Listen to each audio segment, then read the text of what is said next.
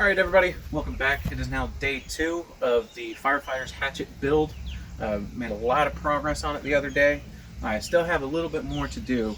I want to draw out this beard portion a little bit more, have a more dramatic swoop to it, and I still have to open up this eye. Right now I'm kind of on the fence whether I should take my drift and continue opening it up that way, or just take a die grinder to it. I still have a lot of material around this eye, in front and behind this eye. So I have plenty of material for the die grinder, but I don't know. I only have a hammer eye drift, so it's not really the right shape, nor is it really big enough. But anyways, that's what's slotted for today. Let's get the forge lit. Let's get to it.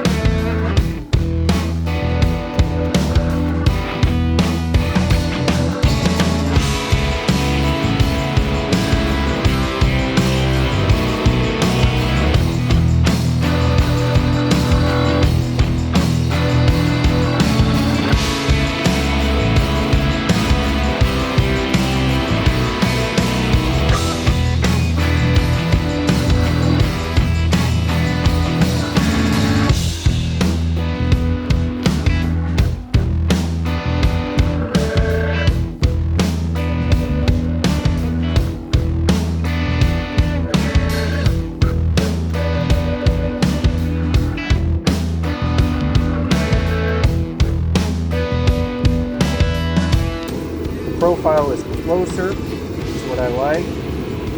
I got this to be a little more dramatic, not quite the way I wanted it, but I am done forging this, which makes me very excited.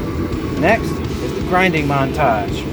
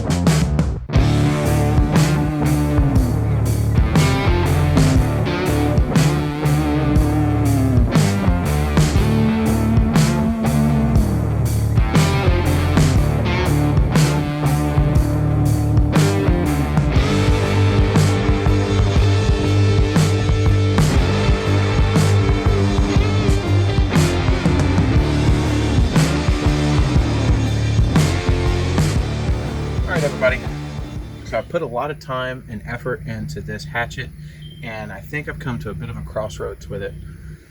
There's a lot of things that I like about it and a lot of things that I don't like about it. The biggest thing that I don't like about it is the size of this eye. And I just don't think that I feel comfortable with continuing to make this into a fireman's hatchet, because the handle is just going to be too small for the abuse that it's going to be put through. Even if I were to, like weld on land jets onto the bottom here or something like that, I just wouldn't feel comfortable with it being used in a structure fire environment or something like that. So I'm going to change what it's going to be used for. I'm going to use this as a more period correct Viking hatchet. Both my wife and I are members of the Society for Creative Anachronism, or SCA for short, and it's a great medieval reenactment club.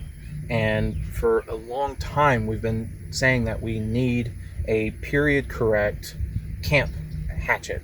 So this is going to be great for cutting up branches and splitting logs, stuff like that for the campfire. So by going a more period correct route with this to attain the correct shape, I'm going to take it to the welder and I'm going to weld little bits of metal here on top of the eye and on the bottom of the eye to then grind points on the tops and on the bottoms of these cheeks, and that will really help me get a really strong period look to this. A lot of Viking axes and a lot of hatchets of that same era have points on the top and bottom of the eye, and I just didn't have the material for that with what I was originally going to use this for. I've got a little bit of welding, I've got a little bit of grinding, and I still have to heat treat this. Let's get to it. All right, so I got the welding done, and I know these welds don't look all that great. Something weird was going on with my welder. Not quite sure what. I got to fiddle with it later. But the welds are solid, and that's all that really matters.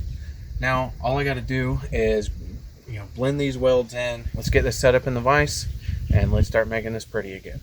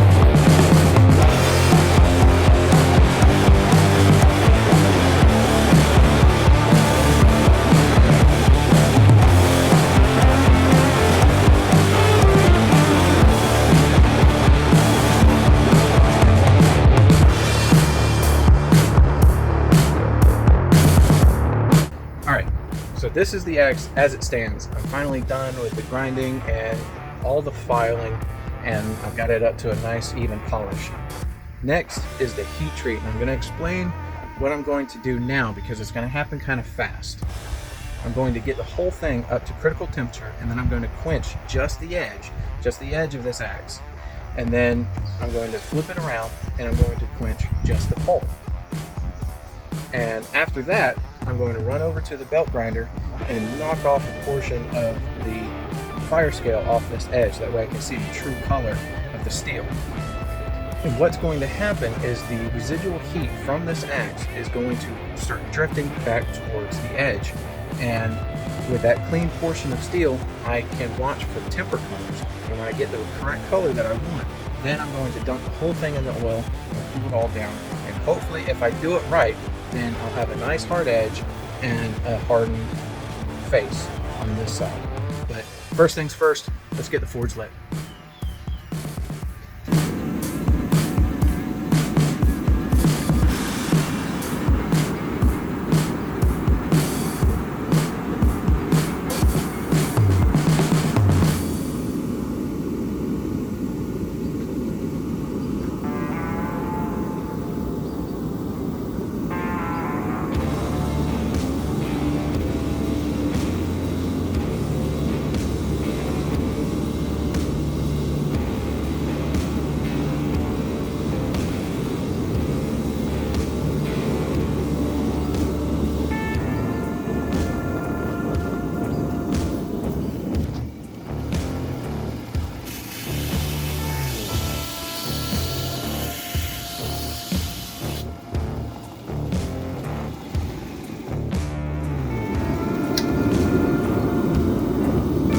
So right now, the heat is drifting back towards the edge, and we want a straw color, like a bright yellow to like a dark yellow. I'm probably going to err on the side of caution and wait for it to be a little bit on the darker side. That means it's going to be a little bit softer. There you go, we can start seeing the colors now. The darker it is, it's going to be a little bit softer, but it's going to have less of an opportunity to chip or break. So we got a nice color there. A little bit of heat on the rear portion.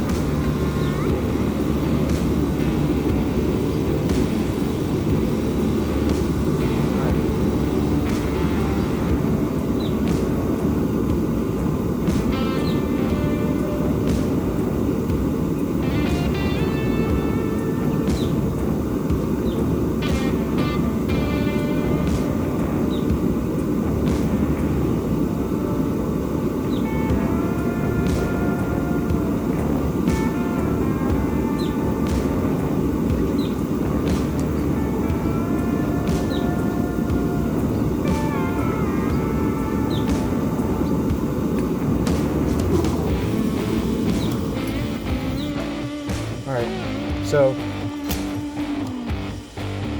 got a nice dark color here. It started turning a little bit purple here, but it got a bright straw color here. So this is about as good as I'm going to be able to get it without tempering it in the oven. And it's fairly even, not perfect, but it's pretty good. Oh, there we go. That shows it. All right, let's test it with a file. Yep, that's hard. All right.